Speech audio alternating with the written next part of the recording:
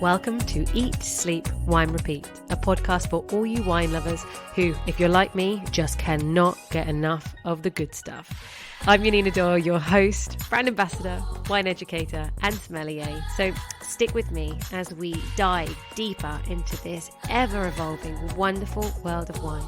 And wherever you are listening to this, cheers to you.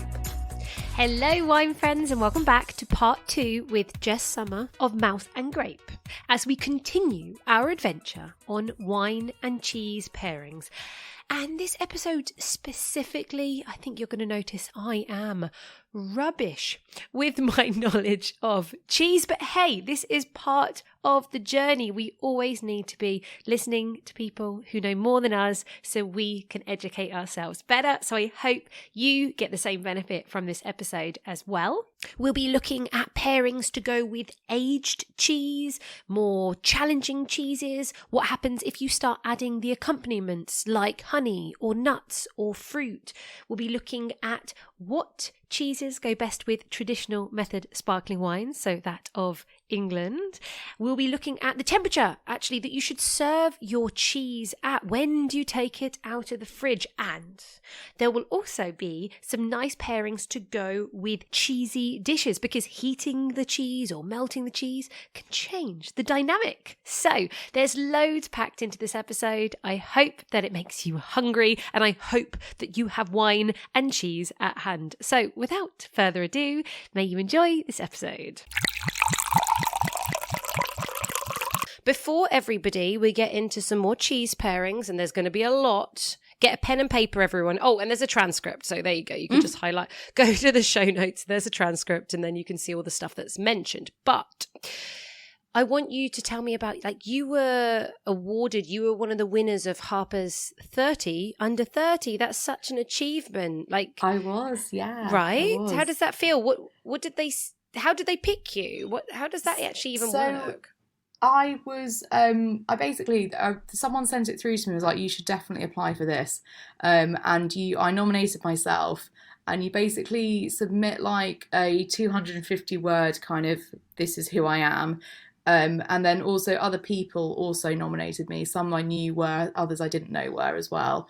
And then I was shortlisted, and then what you have to do is answer 5 questions, 250 words of those questions. And it's all like, how have you shown leadership in your business? How have you shown commitment, education, sustainability, and I can't remember the last one.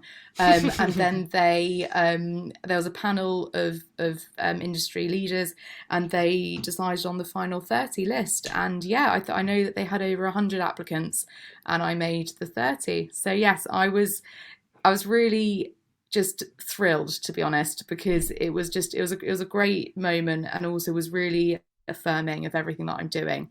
And also I remember I went to the London Wine Fair, because they announced out the London Wine Fair, and I went there the year before with my lovely friend Louisa, who taught me my WSET. She's Unicorn on the Vine. Yes. And she's been such a lovely kind of confidence boosting person, and to kind of go back a year later and be shortlisted in this award, and knowing the knowledge that I've gained since doing that the previous year, it's been great. And it's something that it was always on my kind of, I don't know, bucket list to become a 30 under 30 in some way. And yeah, I squeaked it in there because I'm 30 next month. Love it. Well, I mean, anybody listening, Harpers, can we do a 40 under 40? Because I can't fit into that category. Hello. Anyway, I know things like I also squeaked in the cheese one as well, because I went in for the Young Cheese Monger of the Year competition, and I was shortlisted for that as well. So that was a much more intense experience, because there was only 6 cheesemongers selected, and we all competed at the World Cheese Awards, which was in Wales. And there were different categories. So there was a Master of Rind section, which was when we were asked. Of Rind. I know. Sounds sexy. We were asked questions about cheese and the cheese industry in front of like all these incredible cheesemakers and leading industry experts, and it was honestly one of the most scary things I've ever done. And then we also had to like answer questions on and be interviewed about our cheese selections. We had to cut and weigh blind without scales two cheeses, so to 200 grams and 500 grams, and wrap them.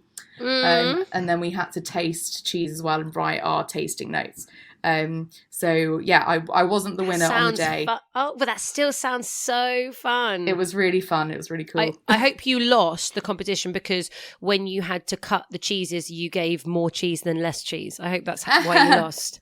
Yeah, that would have been my style, because I'm a generous person. And we salute you for that, Jess. Yeah, we salute you.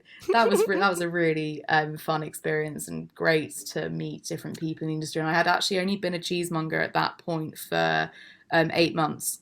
Wow! So I was up against some people who've been in the industry for like 10 years. So it was really, it does show like what is possible when you commit. Yeah, absolutely. So okay. You have just proven to us that you really do know your cheeses. So I am going to start asking you some cheese questions. So, Please do. Okay. In the episode before, you told me how about if I had some aged cheese, slightly less lactose, blah, blah, blah. We were talking about that. So I want to focus on aged cheese. Mm-hmm. So if it's more aged and it's more ripe, how does that affect things when you are thinking about pairing with wine? So one of the things that I think about first is the type of milk. So as in what animal is it from?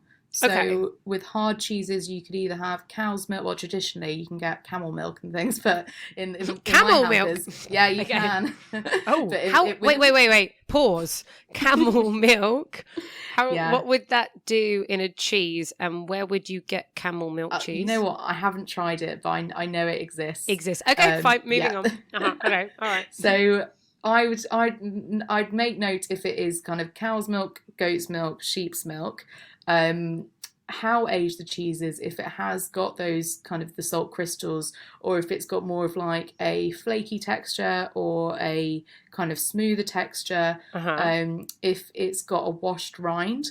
So what a washed rind is basically is when the cheese is made. So how cheese is made in the first place is you have the milk that comes through into the dairy, and then it's mixed with rennet, and which basically rennet, it coagulates the milk and it binds it, so it kind of becomes like a soft tofu kind of texture. Okay, love the word coagulate, by the way. Just wanted to point that out. It's a great word. Coagulate. Okay, and then and with starter cultures as well, and that's like the bacteria and salt as well. And then they like cut the curds and they spoon the kind of quite wet, soft tofu like curds into molds, and then that's pressed. And then depending on the style of the cheese, and I mean if you're making a blue cheese, they might add some penicillin rock 40, or they might add different funguses to have different effects on the rind. But generally with washed rind cheeses, you'll get different flavour characteristics coming through. So that could be your Taleggio, even though that is a soft cheese. But things like Comte or Gruyere, those are washed. There's a cheese that I love that I bring it up in every every conversation, every tasting event. It pretty much has this cheese. There's a cheese called Rachel, which is made by wine. Yeah, Rachel. My best friend is called Rachel, and my lovely sister-in-law, so we like Rachel's. Well, this is a cheese for you. It's a goat's milk cheese, which is washed in a brine, and it's aged, and it develops these beautiful, like, yellowy orange spots, and it's just really tasty, and it's delicious. But you can eat the rind on these cheeses too. So I think, I've given you lots of information about what I think about, but not a lot of constructive advice for people. So I really think that from a constructive perspective of things that you can do at home, I think what you're looking for really when you're creating a cheese and wine pairing combination is you're looking for two flavours that are going to either complement or contrast each other, but to bring out the best in both without one overpowering the other. Okay, yeah. So you're either looking for complementing, so things which have got equal kind of strength and power. So if say you've got like a more delicate cheese, like a soft goat's cheese, or a younger kind of sheep's milk cheese, then you wouldn't want to pair that with like a really powerful red. So you could go with something a bit lighter.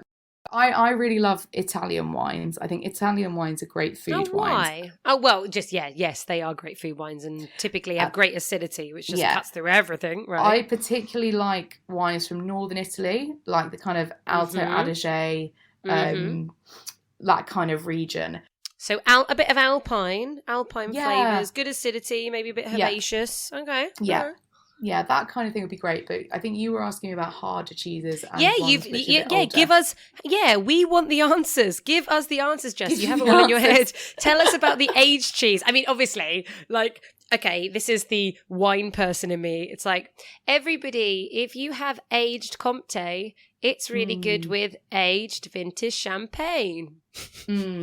Which is a classic. Yeah, and I'm right. It's a classic, and it's delicious. Nice. But I'd also like somebody who has far more knowledge in the scenario to say what else. Because with aged cheese, it typically gets, again, honestly, I actually don't eat enough.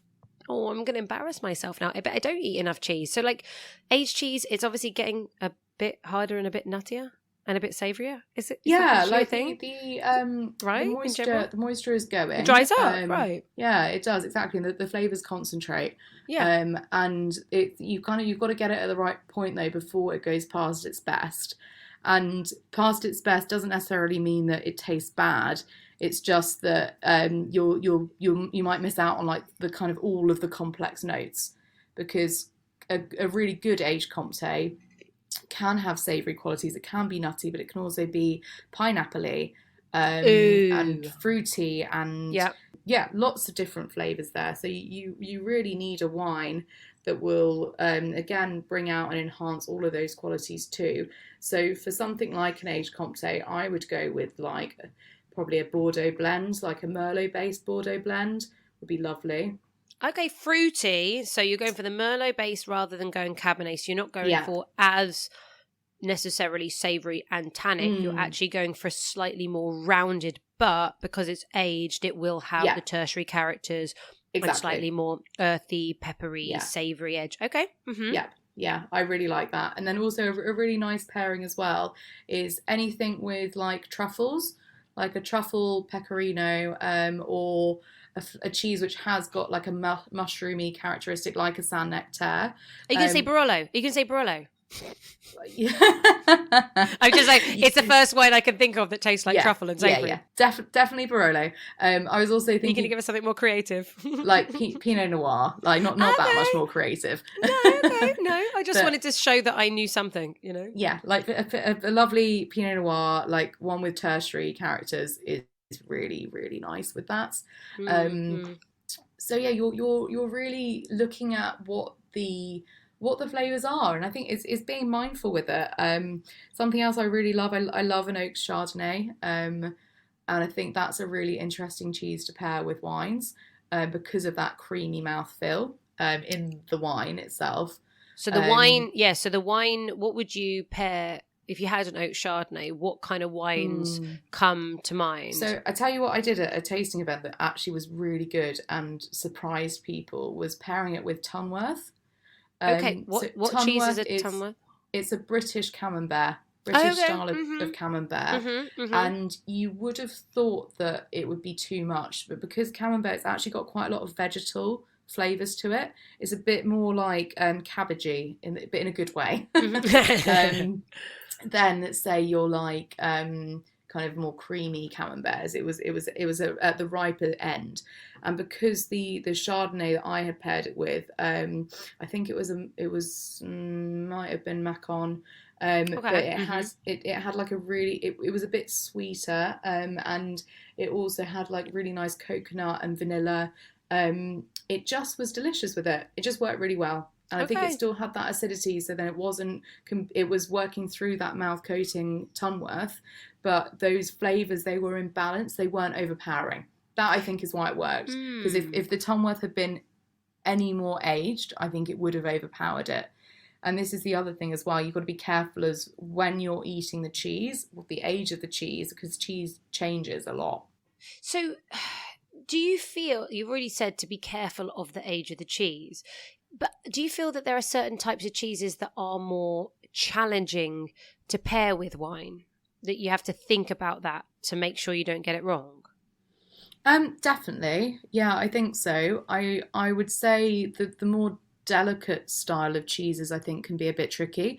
Oh, they're the hardest. Would you say that that's harder than something like a blue cheese? Because that, for me, is always like, oh God, you know what? Blue cheese is strong and intense. So if you're not sure, stay away. Blue cheese, I actually think is easier because you can pair it with sweet.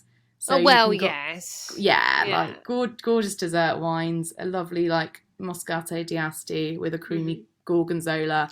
I mean, or a dolce latte. I don't know. I'd go maybe dolce latte with a Moscato d'Asti, just because Moscato d'Asti is kind of so fun and peachy and soft and and rounded. So gorgonzola dolce is dolce latte. Yeah, okay. Okay, you're right. Knew that. That is really, really stunning and really delicious. So I think that for me is an easier one. And also you can go, if you've got big blue flavours, it can balance with a big blue, not big blue wine, sorry, a big red wine. You can get blue wine, I've seen. Oh God, you can. Moving on. Yeah. What about, I mean, obviously Port and Stilton, right? I mean, do you feel that that's, again, a classic but boring pairing? Yes, but you can get really amazing Stiltons. So it depends what Stilton you're eating, because it again, it's the same with the cheddar. We're not talking your basic cheeses here. We're talking luxury cheese. Yes. But also that there are so many more cheeses than people realise. And actually, what I think coming into this cheese and wine world, what I tend to find when I'm doing my tasting events is that people seem to know actually more about wine. And less about cheese, right? And less about cheese, yeah. They've got, me. they've got more of an understanding of wine, more of an understanding that it is complex, or there's loads of varieties and different countries and things. But I think with cheese, because there are certain cheeses in the UK that get such like prevalence, you kind of don't realise just the variety of cheeses that are available. So it's more of an educational standpoint as well. And, you know, for what you're saying, if you think about like my wine education, and of course I used to be a sommelier, so actually part of my job is pairing and understanding that, and like for like is the best way to go in general. You can play around with some crazy pairings, but if it's a creamier wine, go with a creamier food, whatever that is, if you know, all these kind of stuff. So like for like is brilliant. And you know, we all know things like what's a classic pairing again, goat's cheese and Sauvignon Blanc, you know, these sort of things work really well. But in general, because I don't understand all of the different cheeses' qualities and the intensity and what other fruit aromas they might supply, that's when I'm just like, it's a minefield. So it is, but that's why I think that's why you're here. Really, that's why I'm here, exactly. Like that's why it's really great to do kind of cheese and wine tasting events, or to buy my hampers, but to like buy the hampers. Yes. No, it's true. It's a beautiful hamper. That's why it's like I think I'm adding a really unique and different value than what you would get if you were going yourself to the supermarket to pick up a couple of bottles of wine and maybe 4 cheeses, which you could do, but you wouldn't know how to pair each one with which one. You wouldn't know how to eat it, maybe what temperature to serve it, what accompaniments to go with it. We haven't even talked about that. Well, oh God. Okay. I'm stopping you now. Honey. So you've put pure honey in the summer picnic hamper I have. And like, as an example, for instance, we'll do shout out for Balfour. Balfour does an extra dry sparkling wine. So extra dry is not actually dry, everybody. That is between 12 and 17 grams of residual sugar per litre. So it is at the higher end. So it's somewhere in between Brut, a dry style, and Demi-Sec, a sweeter style. So it's a perfect wine that has this lovely honeyed, slightly sweeter edge, and it's sparkling. So of course sparkling is great with cheese because it cuts through protein anyway. Yeah. And when I put honey on cheeses with crackers and I take this extra dry, it's it's Leslie's Reserve Gold non-vintage, but it works really well because it goes with the honeyed edge, because I'm taking a wine that's got some extra sweetness. Now that's obviously in my day-to-day and I can use that, but you know, the fact that you've put honey here, but we could also go with grapes and we could go with quince and we could go with different. So now you're adding, and actually a lot of the time a cheese board does have sugary things. So I've really enjoyed having these 3 dry wines that we tasted in the episode before, and I did not actually open up the honey. So I really enjoyed the pure flavors of the cheese with lovely, dry, beautiful wines. But now most cheese platters are going to have something sweet as accompaniment. So now that just starts changing things up. It adds in a whole other level of complexity. And what I often say to people is like, have the honey there. It's mostly there for the cheese. It's not really there for the wine. But try it all together. The pairing combination that I'm doing is without honey. But when you have cheese with honey, it's so good and people really enjoy it. And the feedback that I got initially was that people don't really think to put honey with cheese. So and also it's for me, it's like an extra kind of, it's a thoughtfulness. It's a surprise that you get in the hamper. And it's a little bit extra. You're not just getting cheese and wine, you're getting cheese and honey, and then you can also upgrade to truffle honey. In each of my bigger hampers you get either 1 or 2 fruit jams with it as well. You get different types of crackers, so yes, it's a whole kind of culinary experience, and again comes back to that fun way of experimenting with different flavors.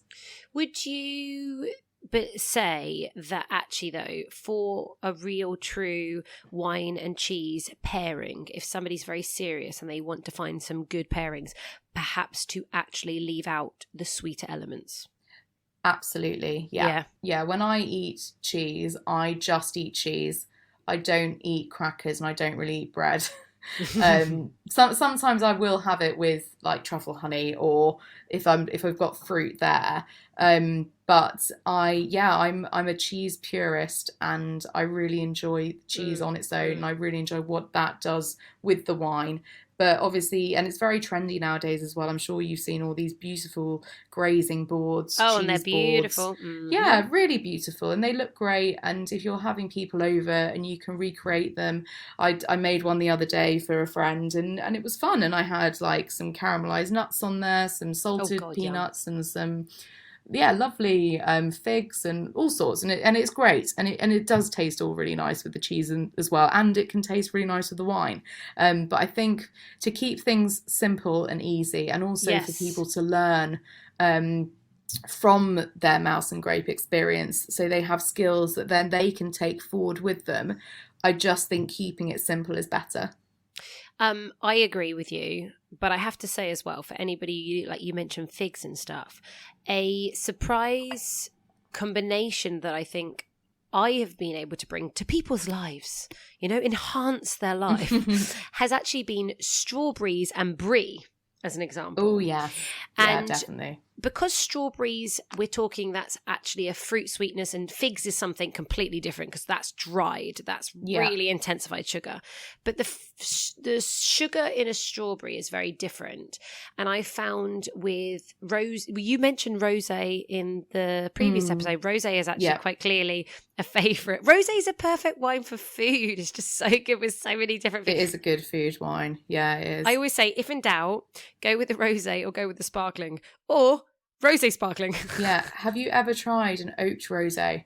An oaked, I have. I would say probably my favourite would be the Lopez de Heredia Viña Tondonia. So we're talking Rioja, and they aged their rosés for, I don't know, at least 5 years. They've really aged, and they are sensational. So what would you take an aged rosé with? Honestly, I tried one for the first time earlier this year, and it blew my mind. I was like, wow, this is so good. Yeah. And because it's got everything that I love about white Burgundy, and also I'm pleased to mention Rioja, because I think you can get some really good white Riojas which kind of do similar things. Yes, a white Rioja I don't think gets, again as well, Lopez de Heredia, everybody. Their Viña Tondonias are brilliant, I think. They're certainly leaders in Rioja for aged whites and for rosés. It's really good, really, really good. But no, for the cheese pairing with that, I mean, I would go for... Dun, dun, dun. Yeah, okay, so I'm thinking... I'd go for something like a Munster or a Sumatran, which are basically like a Poisse cheese, but they are less strong, and they're washed rind and they're soft. Okay. But then they're not too pungent. But Interesting. I've actually gone with the more kind of salty. They're salty, but they do have that kind of tertiary characteristic as well. Okay. I think that would be delicious. But I think that would really bring out the kind of the fruity characteristic, but also the vanilla as well. And it has that creaminess, but the acidity, but the creamy mouthfeel. Creamy with creamy does sometimes work too. Mm-hmm. And I know, and I'm gonna say, because I know it's something, but I know obviously people will be listening to this and they'll be saying, well, but you said this before, and you said that before, and I know I do, but this is the thing with cheese and wine pairing, is that because there are so many different cheeses, there's so many different wines. It's not simple. It's not. No, I can't do like a. It's fun. Also, this is the other thing. There are definitely incredible pairings, and that's when having somebody who's knowledgeable and really understands the exact flavors can really help you. But at the same time, you should never take wine and food pairings too seriously. That is the truth also, because it's subjective. And it really is something that you can really play around with and go on your own journey as well. And it will be never ending. And that's also, it shouldn't be taken so seriously, right? No, that's true. You should be something which is fun, something that's really enjoyable. And also, I think, especially in the wine world, but then also a bit in the cheese world as well, there is like it can be quite intimidating and quite scary if you don't know.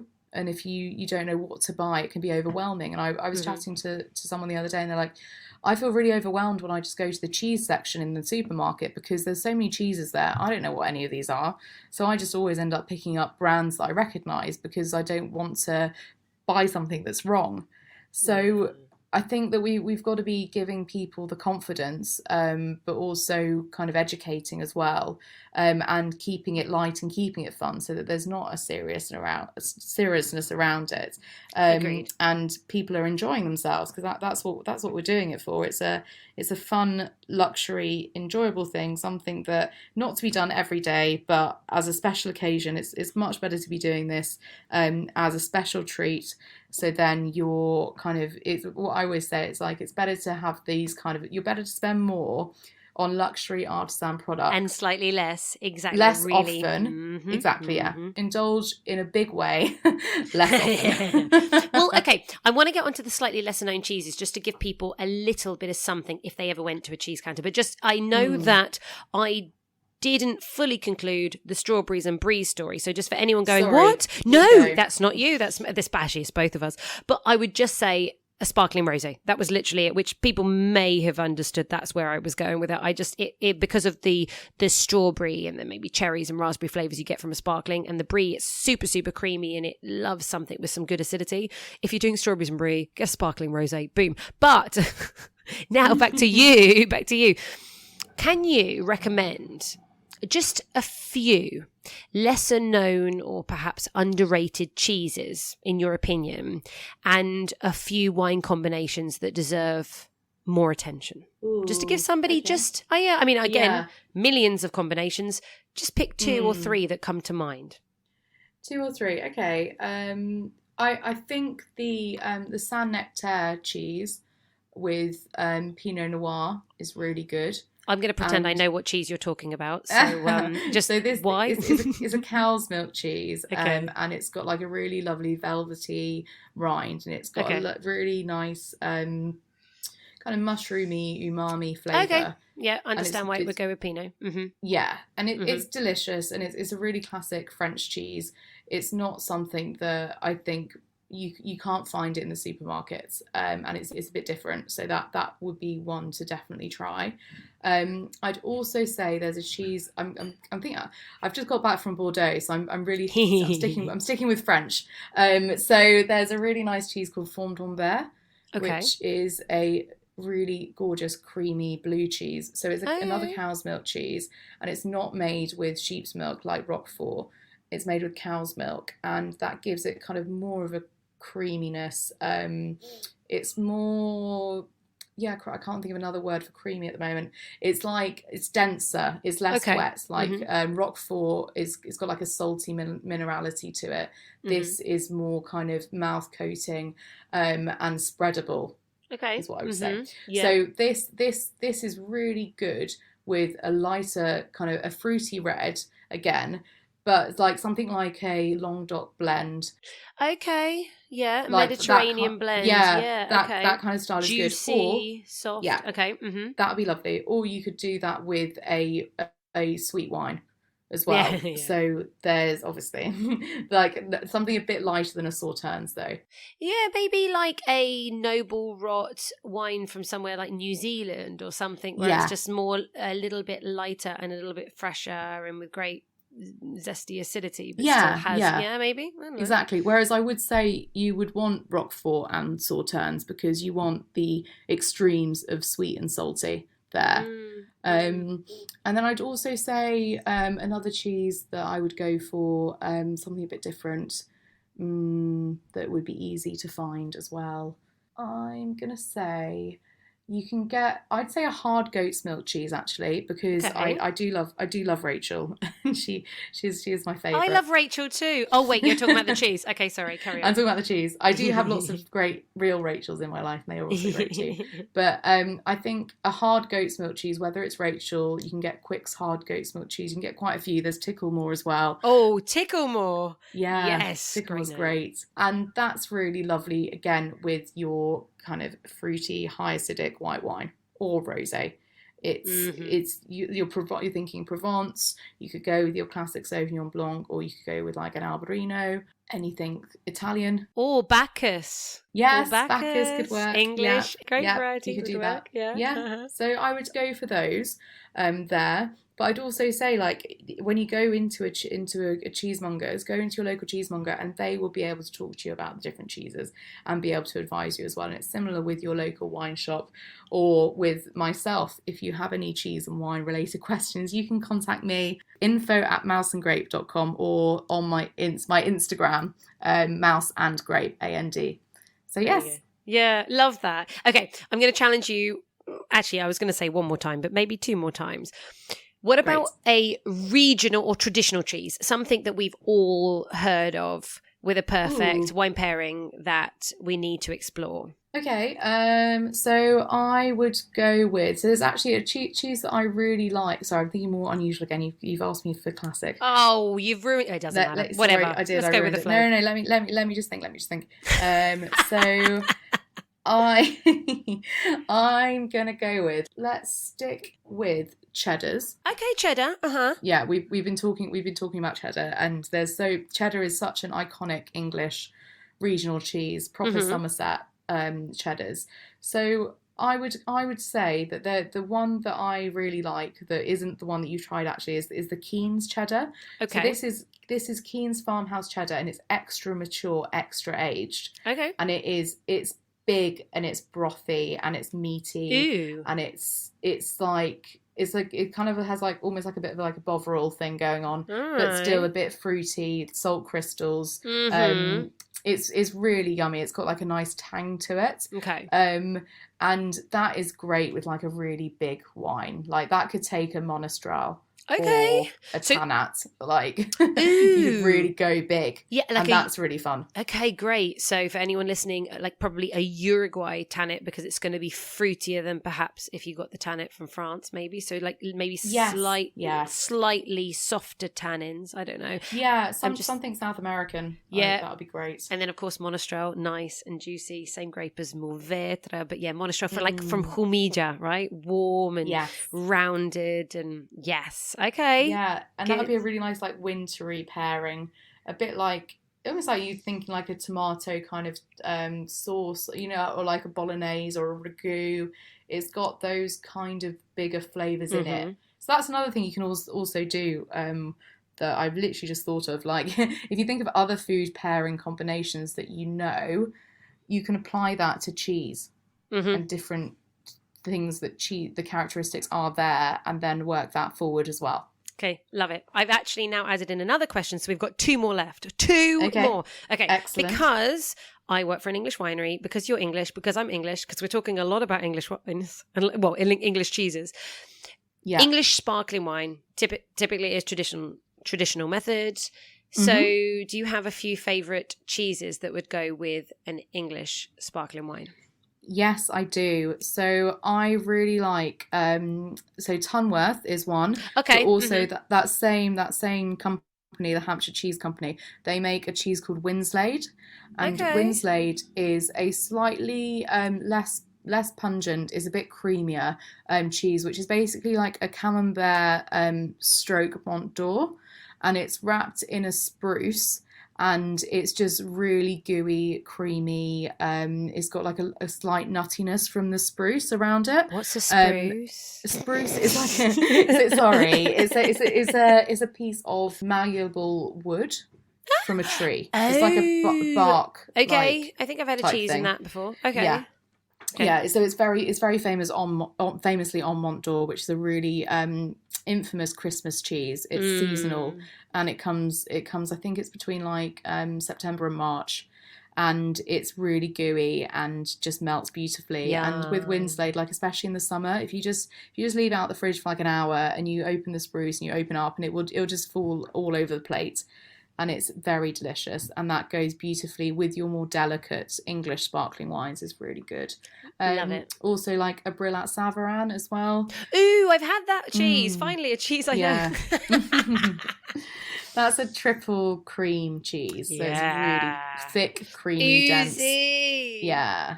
It's like it's actually interestingly. So it's oozy-ish. It's more like how do I describe it? It's more dense. Like it's not going to have that breakdown like a brie would run. It's more like if you bite into it, you would probably leave teeth marks, but it's like cream. Oh no, I'm taking that. I'm happy. It sounds delicious. Moussey.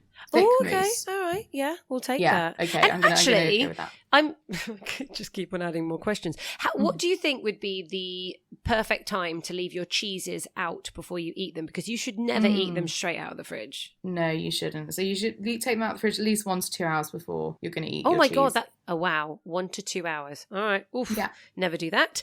Right, try and work on that a bit more time. Obviously, it depends on the temperature. Yeah. If you took it, so, but yeah, as a general rule, about 1 to 2 hours before. Good to know. Now, I genuinely promise you this is the last question, which is, we've talked about actual cheeses, but I just want to finish off with cheesy dishes. So I don't know whether we want to talk about Mexican dishes where you sprinkle loads of cheese on, or we want to talk about mac and cheese, but tell me a few perfect pairings with some of your favourite cheese dishes or dishes that have cheese in.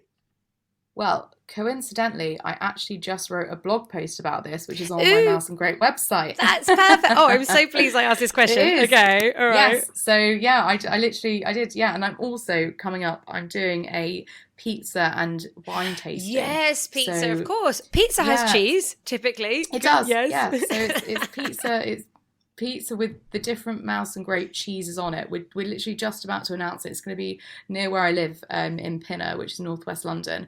And yeah, I'm really, really excited about it. So yeah, it's exploring basically how different flavours work and how they're different when they're a bit melted as well. Right. So yeah, so it's really good. But for that then, I'll tell you the ones which I came up with. So the really nice one we'll stick with pizza is like a salami and gorgonzola pizza with like a Chianti Classico is classic. Yeah. Just delicious.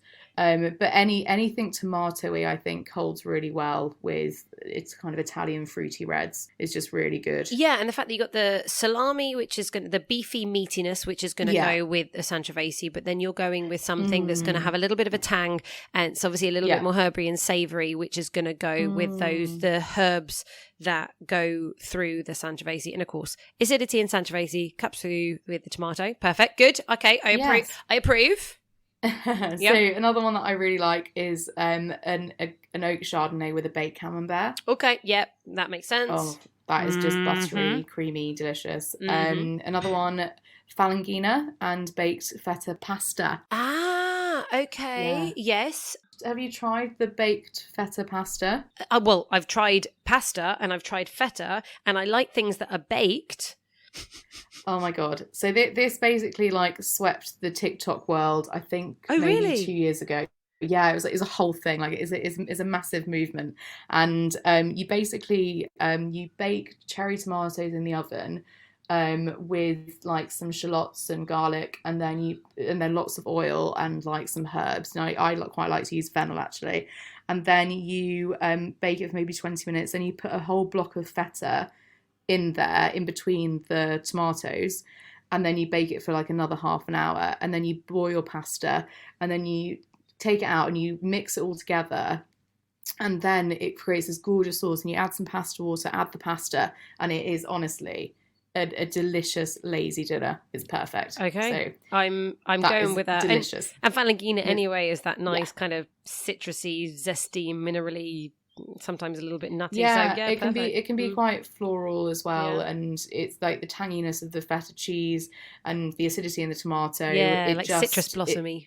Yeah, it's just really good, and that's also a really nice kind of summery one as well.